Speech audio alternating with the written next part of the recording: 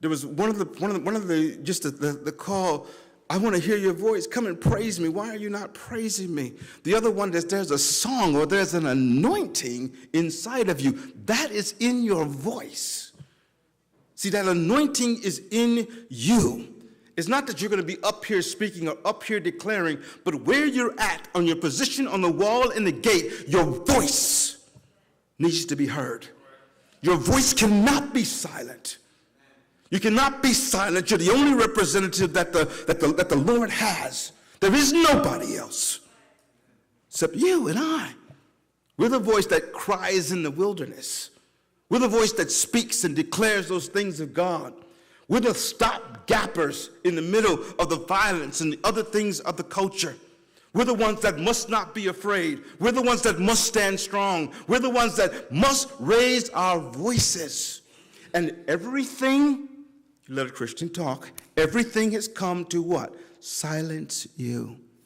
You are too puritanical. You are too, I can't even think of the words, but you're too extreme. You're on the other edge. You are too old school. All those things, but you're not. He is the remedy. He is the balm of Gilead still. He is the one that heals the land still. But he doesn't heal the land in some obscure way. He heals the land through us.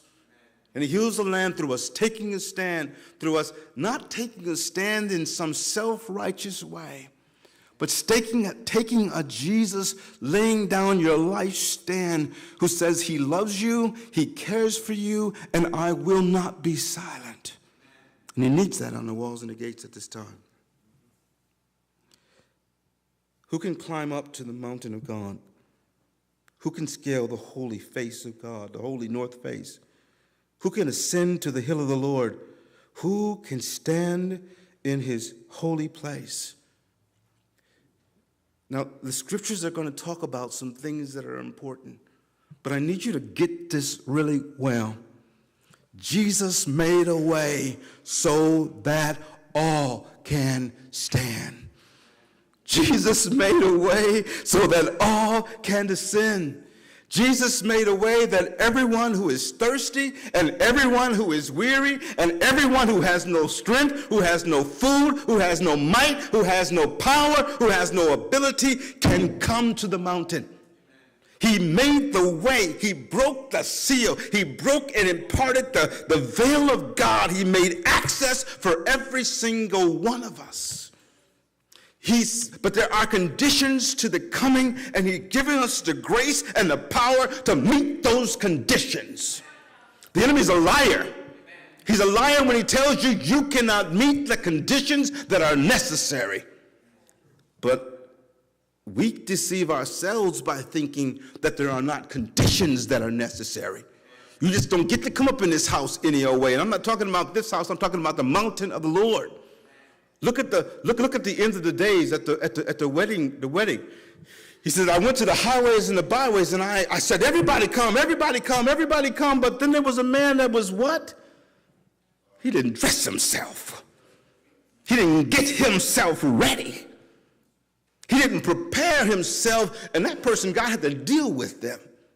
So the truth is this. Is God says, no. I have made the way for every single person to come. I'm not just made the way for every single person to come. My desire when I did this, when I sent my son, when he broke the veil, when he went into hell and destroyed the keys that the enemy had to our imprisonment, when he did all of that, my intention was for every soul on the face of the earth to come to the holy hill. My intention was for every single person that's out there, every drunk person, every prostitute, every person that's selling drugs, every soul that's locked up in the prison of religion, every single person to come, not to some other place, but to my holy presence. That's what my desire was. That's what my desire is. But there are conditions that must be met. He's given us the grace to meet those conditions. The grace to meet those conditions has been imparted to us or bestowed upon us. We have to submit to those things.